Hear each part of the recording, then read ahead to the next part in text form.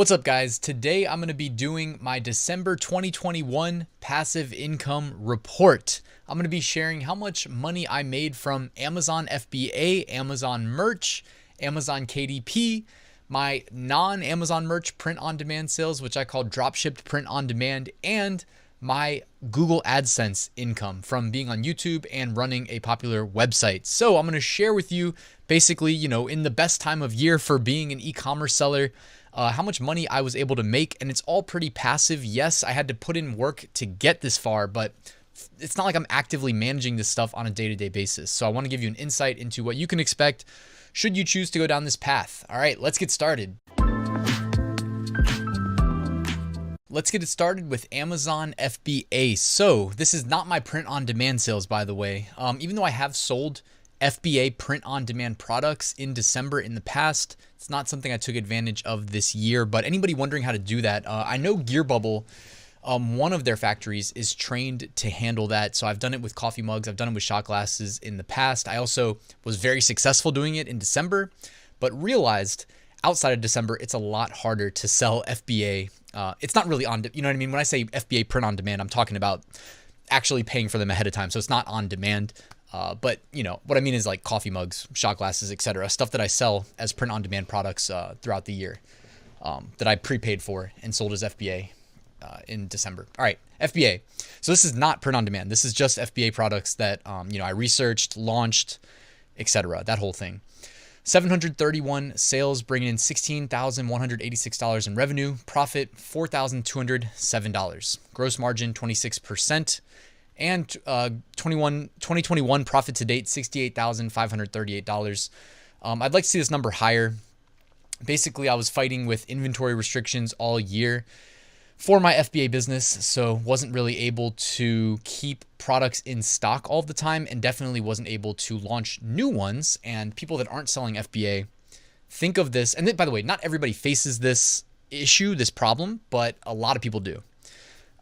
Like for instance, like if you're not really optimizing your inventory in Amazon, they'll dock you for not keeping it in stock, and then because it's not in stock, they'll lower what inventory you can send in, and then you can't send in the inventory ahead of time to keep it in stock. So it's like a loophole that never ends, basically, where they're going to keep docking you, and then you can't send it in because you didn't send it in, they dock you, etc. But you can get out of the spiral.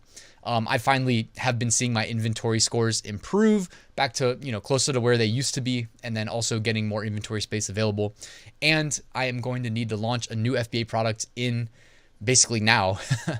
I just checked and I finally sold out of my big brand of products, the biggest brand of products that I have. I guess I have two big-ish brands of products, but one of them I really scaled back, and the other one was doing really well, was thriving. It's honestly just an extension of the first product I ever launched on Amazon, and that was from back in like late 2016, early 2017. And unfortunately, I had to cut that brand loose because of the threat of litigation from a company that was the #1 retailer off of Amazon that jumped on Amazon. And next thing you know, they're sending threats to the, sellers ranking ahead of them in search results. Not that I did anything wrong. They just didn't like my trademark, which is a legal trademark. They didn't like that. And then they also threatened with like a patent thing that I don't think would have held up in court. But it doesn't really matter, because for me to fight them in court, I talked to a lawyer, basically was paying a lawyer all year to help me with this stuff. Would have cost me more than what I made in 2021 was his projection. So more than this number, 68,000. So kind of an easy choice for me to kind of let that go. Again, they're the biggest brand off of Amazon. They've been around for decades. I've been around since, almost 5 years, going on 5 years. Early 2017 is when I made my first sale, and we're in early 2022. So yeah, 5 years actually. Woo, man, time flies. Anyways, guys, here you go. Scrolling down, we can see my ad spend in December. I will note that, that product that I was referencing, that brand, they don't see an increase in sales due to the holidays. They're just kind of an evergreen that sells year round to businesses. So that's kind of that's my preferred approach to passive income in general. I just love the consistent year round sales. Not that I don't like trending products as well.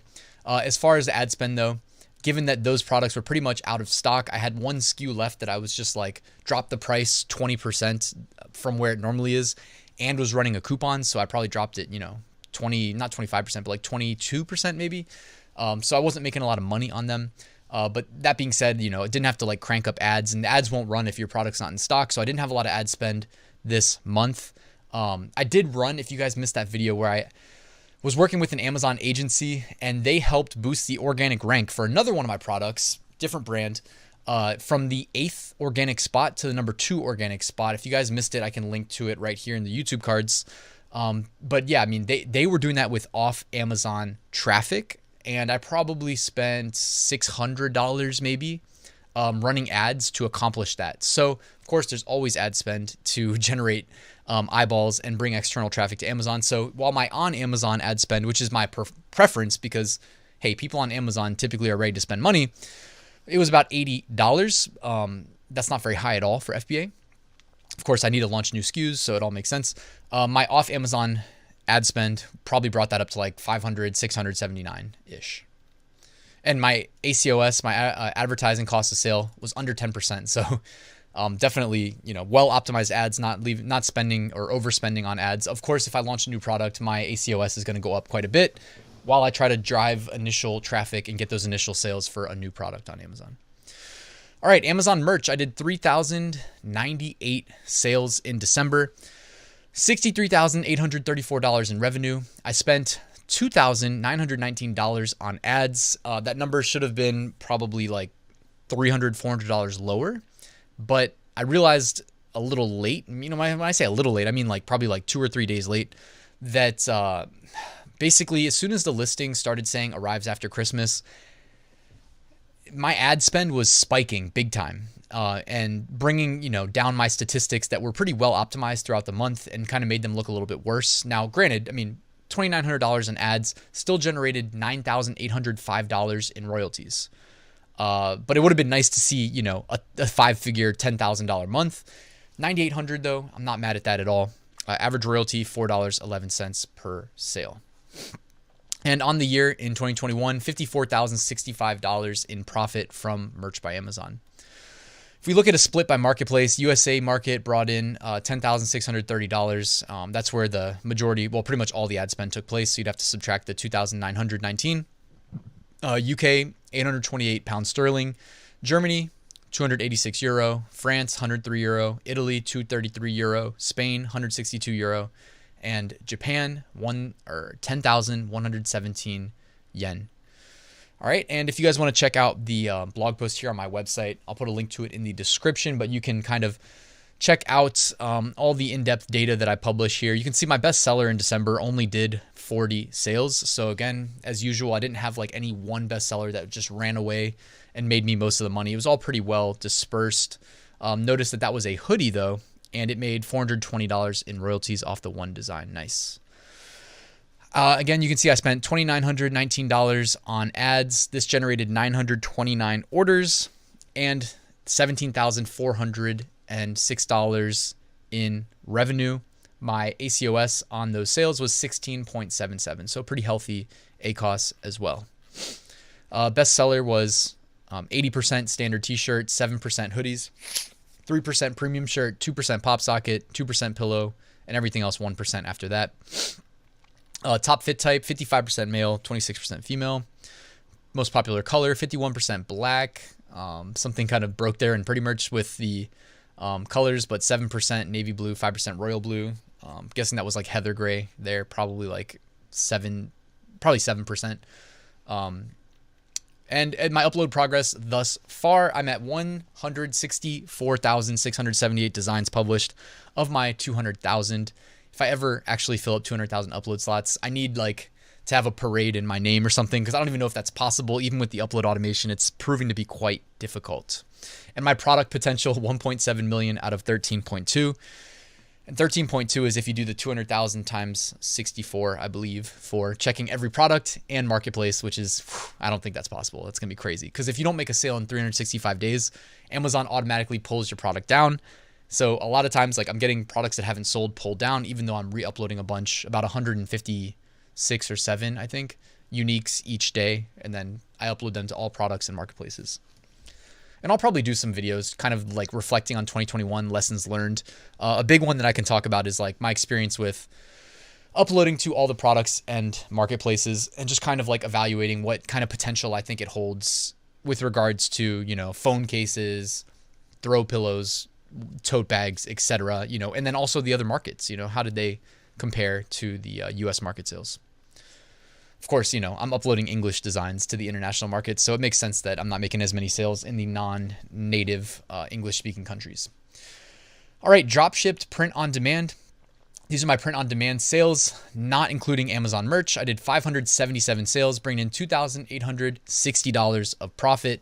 2021 profit to date, $32,210. All right, so my sales broken down by platform, Amazon.com, 319. And this number actually fell off pretty significantly relative to November. That's because, I want to keep my account safe, especially because I sell FBA products through the same account. So I go in and I extend my handling time to 14 days when I start seeing sales or fulfillment slowing down. Of course, it depends on like who's fulfilling your products. It depends on what product type you're selling. Because I noticed that like t-shirts were getting fulfilled slower than hats. Hats were being fulfilled super quick. Coffee mugs through Gear Bubble, not even through Printful, started to slow down. And then Gear Bubble t-shirts, which I sold a bunch through eBay, kind of got my eBay account in trouble. I'm still on eBay, but I don't know. They like I was getting t-shirts fulfilled in like 2 weeks, and that's not good. Unhappy customers on eBay. But anyways, Amazon.com, 319 sales, Amazon.co.uk, 2 sales, eBay 31, Etsy 0, Redbubble 125, Spreadshirt 29, Society 6, 1, Teespring 0, Zazzle 71. So Zazzle came through, 71 products sold. Here you can see like from Printful, my statistics breakdown. So this doesn't include anything that's not Printful in these numbers or these graphs. I guess there's not even a number on the side to reference. Those, spikes represent sales over that day. Amazon.co.uk, I keep my account open, even though it's not a professional account, so I'm not posting new products there. eBay, you can see here, like, how much did I do? So $398 profit from eBay, $1,843 through Amazon. Redbubble, $368. Zazzle, $164, not bad at all. Spreadshirt, $67. Amazon.co.uk, $18 profit. Society 6, $4.42 profit. Ultimately earning me a silver 7% discount to my Printful fulfillments in the month of January. So that's always nice. Whenever Printful fulfills something for me in January, I'm going to pay 7% less. All right, Amazon KDP. I did 283 sales, bringing in $474.54 of profit. Average royalty, $1.68 per sale. 2021 profit to date from KDP, $1,822. KDP, I wish I had more time to just like spend on KDP. I hate making excuses. I say this month over month over month over month. I will eventually get back into KDP, take it a little bit more seriously. But for now, definitely I'm willing to settle for, $1,800 that I wouldn't have had from KDP. And that's especially like when I say that I had to work to build up these passive income streams, this one really was pretty darn passive because I didn't have that much time to dedicate to expanding my KDP business this year. Sometimes something has to give, guys. You guys know I'm pretty busy, but again, I hate making excuses. I feel like there's always a better way, so I will continue to work towards figuring out what that is. You can see a breakdown of my KDP profits by marketplace. I guess in order, most profitable to least profitable. United States first, UK second, Canada third, Germany fourth, France fifth, Italy sixth, Spain 7, Australia 8. All right, Google Ads, wrapping it up here. Total earnings $3,806.10. YouTube brought in $3,695 of that. Website that I run, basically Google Ads, brought in $110. And, like for a link on the homepage of this website for a year, they pay me $250. And for an article posted, they pay me $75. So, I mean, I make a lot more money than this, but this is the Google Ads side. Page views, 500,000. Ad impressions, 513,000. Profit to date, $58,746.27. So here you can see my chart breaking down the AdSense revenue, big spike on December 31st. And depending on what types of ads it serves, which are going to be relevant to the person looking, sometimes those numbers get pumped up. Like I've had a $100 day before because I'm guessing it was probably like insurance companies following somebody to my website and they're just filling the ad inventory on my site for somebody trying to buy insurance. Google Analytics, massive spike, almost 40,000 users on December 31st. That's awesome. YouTube revenue, you can see here, main channel, $3,523 of estimated revenue in December.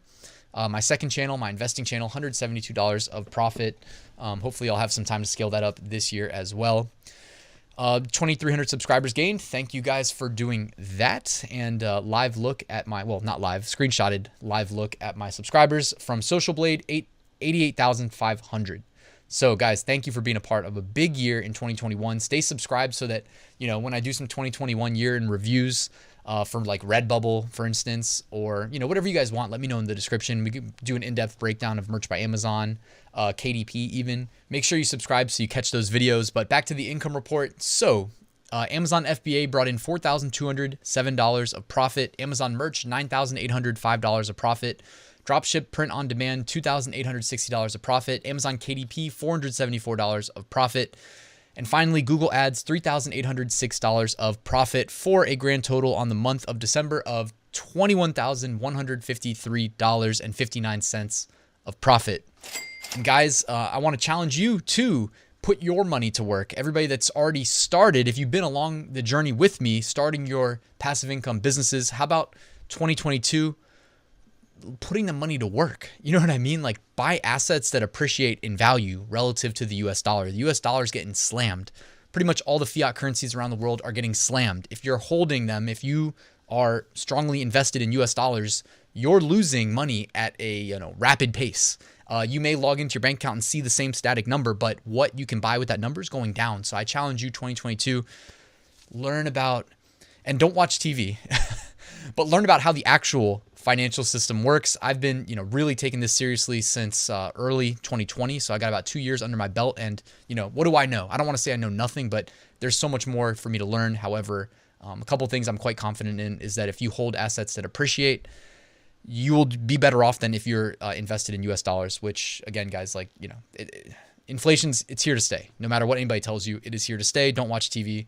Just go to the grocery store, go to the gas station, and let me know what you see. All right, so buy assets that appreciate in value. The biggest earner for me in 2021 was actually just holding Bitcoin. Yes, Bitcoin. I'm a huge proponent of Bitcoin. I put out a video in 2020, right before the run-up, telling you guys why I thought it was a good investment. I still think it's a good investment, and I will link in the description to a playlist on my second channel, my investing channel, of how I am earning crypto from the crypto that I already hold. So I'm getting paid basically for owning crypto. I'm getting more crypto for that and getting the asset value appreciation over time just for not doing anything. So to me, it's a no-brainer, especially as interest rates are negative around the world, negative yielding. At least real interest rates are.